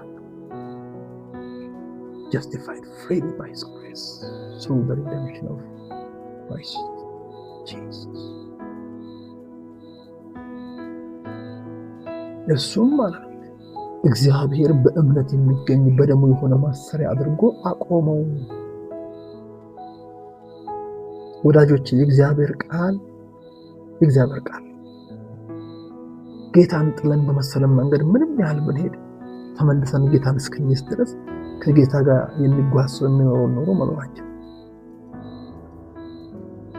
እግዚአብሔር አምላክ በራሳችን ነገር ስላልቻልን ኢየሱስን ሰጥቶን ከዛ ተነሳ እንድንችል ይፈልጋል። ለዚህ ነው ህይወታችን ላይ የሚጠብቀው የህይወት ኳሊቲ የሆነ ሚዲየም እንኳን አለ፣ የሆነ የተለሳለሰ እንኳን አለ። አምላካችሁ እግዚአብሔር ጻድቅ ቅዱስ እንደሆነ በኑሯችሁ ቅዱስ ሆኖ ብሎ እንደ እግዚአብሔር አይነት ቅድስና ሁሉ ዲማንድ ሲያደርግ ያስፈራል እንኳን አይቻልም። በተሰጠን ከሱ ዘንድ በመጣልን ፍርቅ ስጦታ እንደምንኖረው ስናውቅ ግን ኃይልን በመስጠት በክርስቶስ ሁሉ እንደምንችል እናውቃለን። ሕግ ጋር ብትሄዱ ስለዛ ይመሰክራሉ፣ ነቢያት ይመሰክራሉ። ያ እግዚአብሔር ጽድቅ ነው፣ ያለ ሕግ ነው የተገለጠው። ለሚያምን ሁሉ የሚሆን ነው። የሚያምነው ደግሞ በኢየሱስ ክርስቶስ በማመን የሚገኝ እግዚአብሔር ጽድቅ ነው። ልዩነት የለም።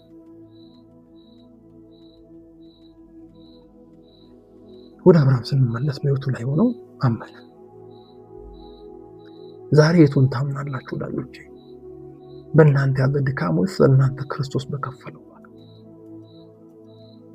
ታውቃላችሁ ከድካም መውጫ መንገድ ድካምን መዘመር እንዳልሆነ መጽሐፍ ቅዱስ እኮ ደካማው ብርቱ ነኝ ይበል ነው የሚለው።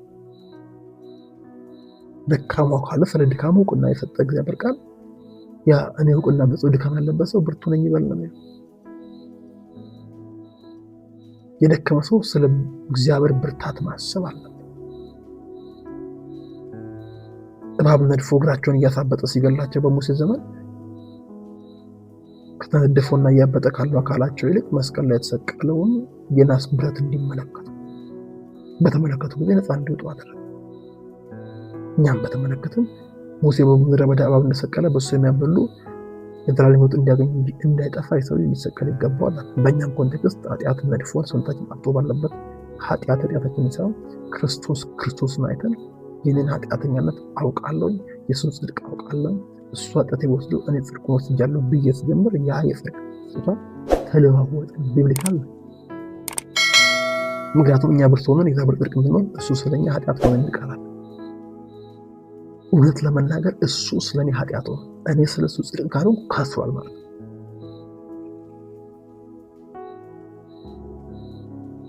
እሱ እኔን ወክሎ ኃጢአት ዋጋ ከፍሎ እኔ የእሱን ህይወት እንድጋራ መጽሐፍ እንዳለው ይሄንን ማመን ያለ ወዳጆቼ፣ እግዚአብሔር ድካማችንን ከኛ በላይ ያውቃል። ለድካማችን መፍትሄ ደግሞ በክርስቶስ ኢየሱስ በኩል ገልጦ በሱ አምነን በብርታት እንድንኖር እግዚአብሔር ይፈልጋል።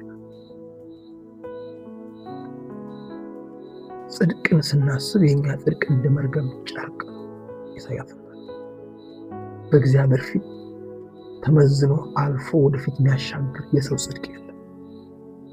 የመርገም ጨርቅ ማለት በእኛ ኮንቴክስት ሴቶች በወር መጣባቸው ልማድ ሲመጣ የሚጠቀሙት ዘመናዊ የንጽህና መጠበቂያ አይነት ማለት ነው።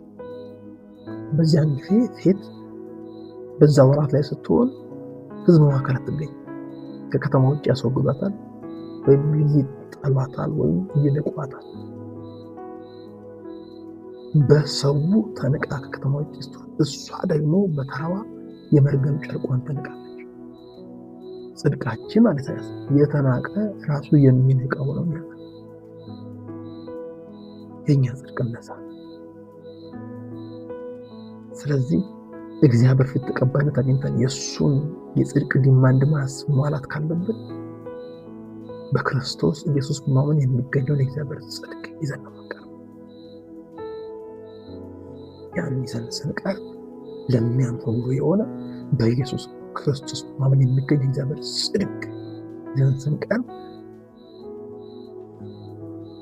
እግዚአብሔር አምላክ ፊት በዛ ሜንታሊቲ ስንማለት መንፈሳዊነትን ጉዞ እግዚአብሔር የሚፈልገውን አይነት ሪዛልት ያመጣልናል። ስለኛ ሲናገር የዘበቃ የሚናገረው እውነት ነው።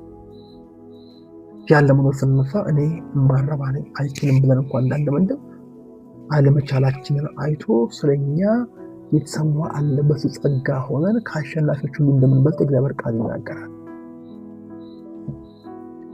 በዚህ ምሽት ለማጠቃለል ያህል በእግዚአብሔር ፊት ያለን ሀሳብ ከአብርሃም ህይወት የምንማረው እግዚአብሔር እያናገረው ኮምፕሌን የሚያደርግ ሰው ነበር። ራሴን ሰጥቻለሁ እያለው ልጅ አልሰጠኝም ብሎ ጥያቄ የሚያቀርብ ነበር። ጠላቱን እጅግ አግዝፎ በከተማ በትውልድ ቦታ በሙያ በስም ያውቅ ነበር። እግዚአብሔር ይሄን ያለው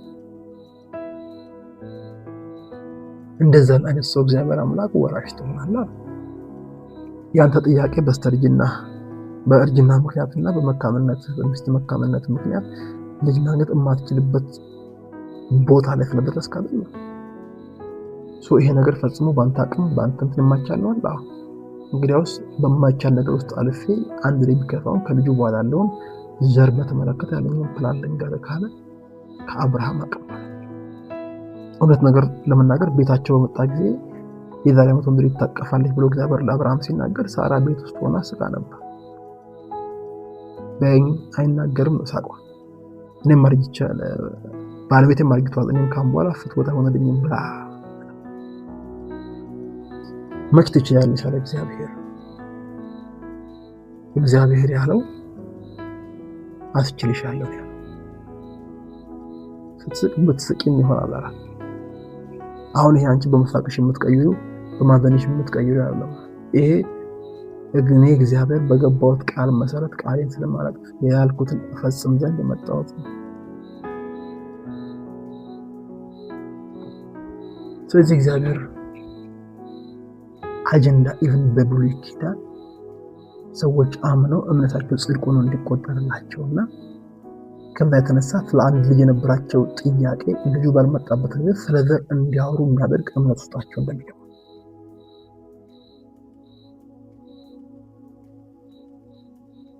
አሁን የለኝም የምትሉት ነገር የሚያፈራውን ፍሬ በተመለከተ እግዚአብሔር ማውራት ይችላል። በጽድቅ ስጦታ በእግዚአብሔር ፊት ስትቆሙ አብርሃም እንደከፈለው በዛ ስጋ ማከታት እንዳለፈ በክርስቶስ መስዋዕት ውስጥ አልፎ የእግዚአብሔር ጽድቅ ዲማንድ ከተሟላ በኋላ የመጣ መንፈስ ቅዱስ አለ። ያስካለን ድረስ ሰማነው ቃል እንደሚሆን እናውቃለን። ምንም አይከለክለው። እድሜ፣ ሁኔታ፣ መንገድ፣ መውጣት፣ መግባት፣ ማጣት፣ ማግኘት፣ መራብ፣ መጥገብ አይከለክለው። እግዚአብሔር ታማኝ ነው። እዚህ መንፈሳዊ እድገታችንን በእግዚአብሔር ፊት እንደሚፈልገው አይነት እንዲሆን ስናስብ በእግዚአብሔር ፊት ስለሆነ መቅረብ ያለብን።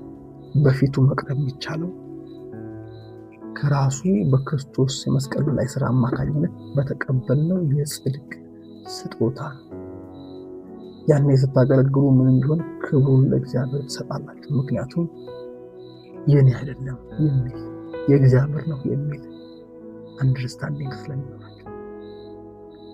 ትዝ ያላችሁ ጴጥሮስ ምዕራፍ 3 ላይ በጸሎት ጊዜ ወደ ጸሎት ቤት ሲሄዱ አንድ ለረጅም ጊዜ እዛ የነበረ ከእናቱ ማህፀን ጀምሮ አንካሳ የሆነ ለረጅም 10 ዓመታት በዛች መልካም የምትባል ደጅ ላይ የነበረን ሰው ወደኛ ተመልከት ብሎታል ነበር። ትዝ ያላችሁ አንድ ሽባ ይቻል ወደኔ ተመልከት ብል ሰው የእግዚአብሔርን ክብር ወሰደና ይልክላል። ጴጥሮስ ወደኛ ተመልከት ብሎ የልጁን ትኩረት ሲጠይቅ እስኪፈወስ ድረስ ማተኮር ያለበት በእነ ጴጥሮስ የተቀመጠውን የክርስቶስን ማዳን ፍራ እንዲቀበል። አንዌ ከተፈወሰ በኋላ ወደኛ ተመልከት ያለው ለትዕቢት እንዳልሆነ የምታውቁት ሰዎች ደግሞ ይሄ ሰው ተፈውሶ ዘሎ ቆሞ በቤተ መቅደስ ደጃፍ ተመላልሶ ሰዎች ተገርመው የሚያውቁ ሰዎች ሲደነቁ ጴጥሮስ ቆሟል። በተለይ ቁጥር 12 በኋላ ጴጥሮስም አይቶ ለሕዝቡ እንዲህ ሲል መለሰ፣ የእስራኤል ሰዎች በዚህ ስለምን እንደነቃላችሁ? ወይስ በገዛ ኃይላችን ወይስ እግዚአብሔርን በመፍራታችን ይህ ይመላለስ ዘንድ እንዳደረግነው ስለምን ትኩር ብላችሁ ታዩናላችኋል? መጀመሪያ ወደኛ እያለው አሁን ለምን ታያላችኋል? ለምን? ከስራችን ከብርታታችን እግዚአብሔርን ከመፍራታችን አይደለም ማለት የሆነበትን ሲናገር የአብርሃም የይስሐቅ ያዕቆብ አምላክ የአባቶቻችን አምላክ እናንተ አሳልፋችሁ ሰጣችሁትን ሊፈታው ቆርጦ ሳለ በጲላጦስ ፊት የካዳችሁትን ብላቴናውን ኢየሱስን አከበረው። ይሄ የብላቴናው ኢየሱስ መክበር ውጤት ነው እንጂ it's none of our business። የኛ ቢዝነስ የኛ ህይወት ውጤት አይደለም ማለት ይሄ ህይወት አያስፈልግም ማለት ነው። የህይወት ራፋ ገደላችሁ እርሱም እግዚአብሔር ከሙታን አስነሳው፣ ለዚህም ነገር እኛ ምስክሮች ነን ብሎ በስሙ በማመን ይህን የምታዩትን የምታውቁትን እርሱን ስም አጸናው። በእርሱም በኩል የሆነው በእምነት ሁላችን ፊት ፍጹም ጤና ሰጠው። ስለምን ትመለከታላችሁ? ከኛ የተነሳ አለና ወዳጆቼ፣ ባለፈው እንዳልኳችሁ በጸሎት እንኳን አንመካም። ጸሎትን በሚመልስ አምላክ ነው የምንመካው። በጾም አንመካም። ጾም አስፈላጊ፣ ጸሎት አስፈላጊ፣ ጽድቅ፣ ቅድስና፣ እግዚአብሔርን መፍራት፣ ራስን ማስለመድ አስፈላጊ፣ መታዘዝ አስፈላጊ። ለዛ ሁሉ ግን ምላሽ ሰጥቶ በህይወታችን ላይ የሚጨበጥ ለውጥ የሚያመጣ እግዚአብሔር ነው ባለ ያለው። ስንጾም እንደነሱ አትጾሙ ተባልን፣ ሌሎች የሚጾሙ አሉ። ስንጸልይ እንደነሱ አትጸልዩ ተባልን፣ ሌሎች ይጸልያሉ። መጸለያችን ቢከፋውን በእግዚአብሔር ፊት ሞገስ አግኝቶ ለጸሎታችን መልስ ለመስጠት እግዚአብሔር አምላክ ሲፈቅድ ኢምፖርታንቱ እግዚአብሔር ራሱ ነው። የጽድቅ ስጦታ ለመንፈሳዊ እድገት መሰረት። ብዙዎች በህይወታቸው የሚቀጭሉት ጠላት ስለሚኮንናቸው ችግር በእናንተና በእግዚአብሔር መካከል ካለ ያንን ችግር የሚያስወግድ የክርስቶስ ኢየሱስ ፕሪሺየስ ደም፣ ክቡር ደም አለ። የልጁ የክርስቶስ ደም ከኃጢአት ሁሉ ያነጻል ተብሎ ተጽፏል። በኃጢአታችን ምንናፍ በደላችን የሚቀልል ከአመፃችን ሊያነጻን የታመነ ነው። አመፃ እንኳን ማለት ችክ ብለህ ኃጢአት ጋር እንኳን መቆይ ደሙ ለዛ እንኳን ፓወርፉል ነው። በፊቱ ሀምብል እስከሆነ ድረስ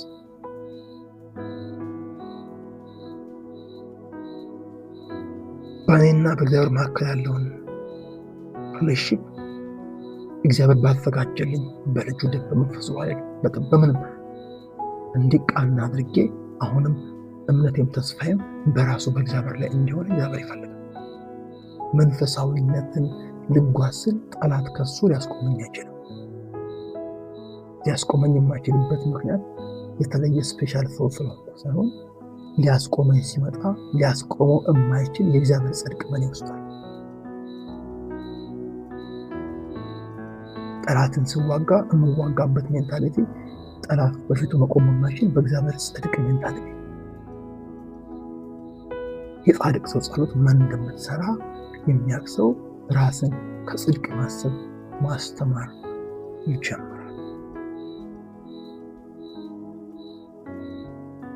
መንፈሳዊ እድገት የምትፈልጉ ከሆነ ብዙ ለፍታችሁ ጾማችሁ ጸልያችሁ ያገኛችሁት ሪዛልት ዲስካሬጅ የሚያደርግ ከሆነ እስቲ መለስ ብለን እንሞክር። ትጋቴን ታምኜ ለትጋቴ ደሞዝ ልቀበል ሳይሆን የምተጋው እንኳን ከእግዚአብሔር ጽድቅ ተነስቼ እንደሆነ አስቤ ስራመድ ስፒሪቹዋል ነገር ስሙዝ መሆን ይጀምራል። ስሙዝ ማለት ተግዳሮት የሌለበት ሳይሆን ስሙዝ ማለት ተግዳሮት እያለ ተግዳሮቱ እንደፈለገ እኔን የማይነጥበት።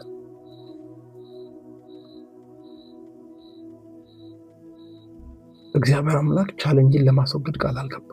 ቻሌንጅ ባለበት ግን ወደፊት መቀጠል እንደሚችል ቃል ገብቷል። በዓለም ሳላችሁ መከራ አለባችሁ፣ አይዟችሁ እኔ ዓለምን አሸንፋለሁ። የተሸነፈ ነው በእኔ ሆናችሁ ልትሸነፉ አትችሉም።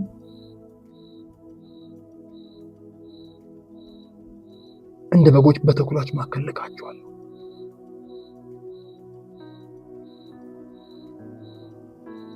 እባብና ጊንጡን ትረግጡ ዘንድ በጠላት ኃይል ሁሉ ላይ ስልጣን ሰጥቷል። ስልጣናት አለኝ ነው ብልጫ ነው እንጂ አለን።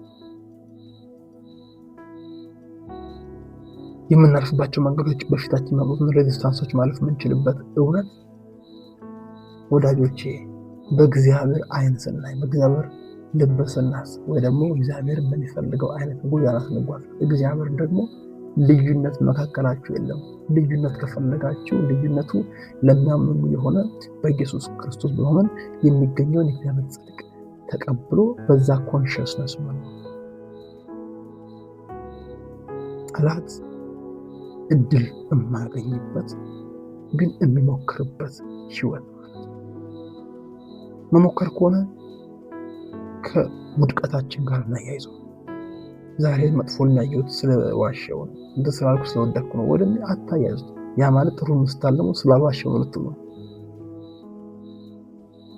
መከተል መፈተን ከሆነ እንኳን እናንተን ከኃጢአት በቀር ምንም አውቆ ማያውቀው ክርስቶስን ብቻውን ምድረ በዳ ወድቀህ ብትሰግድልኝ እስከማለት ድረስ ፈትነዋል። ቁም ነገሩ መፈተን ጋር ሳይሆን ፈተና ድል ማድረግ ጋር። ፈተና ድል ማድረግ ደግሞ ሁሉ ጊዜ የሚመነጨው በእግዚአብሔር ጽድቅ ኮንሽስነስ ከመኖር ጋር ነው። የጻድቅ ሰው ጸሎት በስራው ኃይል ታደርጋለች። ያ ጸሎት ህይወቴን ቀይር ከሆነ የተቀየረ ህይወት የምታዩት ከጽድቅ ነው። ካልሆነ ግን ሊሆንም ላይሆንም ይችላል የሚል ኤክስፔክቴሽን ይዛችሁ የምትጸልዩበት ይሆንና በሁለት ልብ መመለከታችሁ እግዚአብሔር ዘንድ አንዳች አይቀበልም የሚለው ቃል ፕራክቲካሊ ትኖሩታላችሁ። ድንገት እድሜያችሁ ሸምቶ ዘመናችሁ አልፎ አውላላ ሜዳ ያላችሁን እንድታገኙ ጠላት አድቫንቴጅ ያገኛል። ይሄ በእናንተ ላይ አይሆንም በኢየሱስ።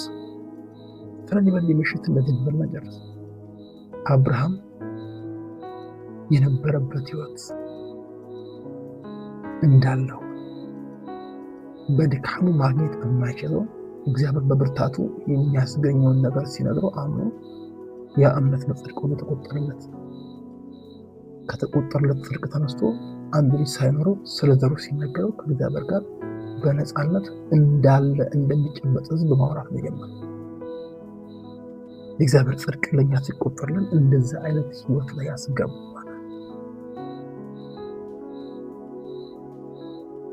ዛሬ በምን አቅጣጫ ይሆን መንፈሳዊውን ስጋ ይሁን እንደ አብርሃም በራሳችሁ አቅም ማድረግ የምትችሉበት መንገድ ተሟጦ የተዘጋ ነገር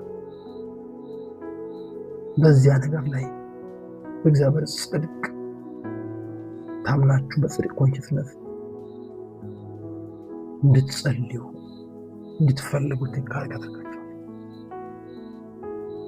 ምክንያቱም የማይችለውን ነገር በማይችልበት ጊዜ ከዚህም በኋላ የማይለመልም ተስፋ እድሜው ወደ ኋላ ስለማይመለስ በነበረበት ቦታ ላይ እግዚአብሔር እሱ እንዳለ ሆኖ እኔ ማድረገውን ልንገር ብሎ እንደነገረው ህይወታችን ላይ እግዚአብሔር እንደዛ ያደርጋል።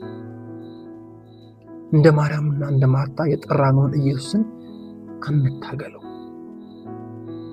የምትወደው ነገር ታሟሉ ጠርቶት ሲመጣ ግን መጀመሪያ መጥተህ ቢሆን ኖሮ ብሎ የዘገየ መስሎ እግዚአብሔርን ቻሌንጅ ማድረግ ጀመረ። ሊቀሰቅሰው ሲል ሸቷል ይመስል ነበር። 4 ቀን አልፎታል ነበር። ጌታን ከጠራ ባሰብነው ጊዜና ሰዓት ቦታ ባይመጣ የጠራነውን ጌታ ታመን ሲመጣም ደግሞ በሱ የመስቀል ላይ ስራ ካገኘነው የጽድቅ ጊፍት የተነሳ በፊቱ እንደ ጻድቅ መቅረብ የምንችልበትን ህይወት መልማመድ ያኔ መንፈሳዊ ህይወታችን ትክክለኛ የእድገት ጎዳና ላይ ነው። ጠላት እንዳይከሰው በእግዚአብሔር ፍርቅ የታመነ ችግር ካለ በደሙ የነጻ የሚሄድ በሚሄድበት መንገድ ላይ ደግሞ የሚገጥመውን ነገር በጸጋው የሚያሸንፍ ህይወቱ ተለውጦ ልክ ዘማሪው እንዳለው ሳላውቅ ነፍሴ በከበረ ሰረገላ አላስቀመጠችም እንዳለው ድንገት ስፒሪቹዋል ዓለም ላይ ከብዶ ራሱን ያገኛል። ጎልቶ ራሱን ያገኛል። ድል እየነሳ እያሸነፈ እየለመለመ ሰላሙ ተመልሶ ረፍቱ ተመልሶ በምድር ላይ ያለውን እግዚአብሔር አጀንዳ ደግሞ አቅም አግኝቶ ራሱን ያገኛል። የጽድቅ ስጦታ ለመንፈሳዊ እድገት እጅግ አስፈላጊ ነው። እንጸልያለን።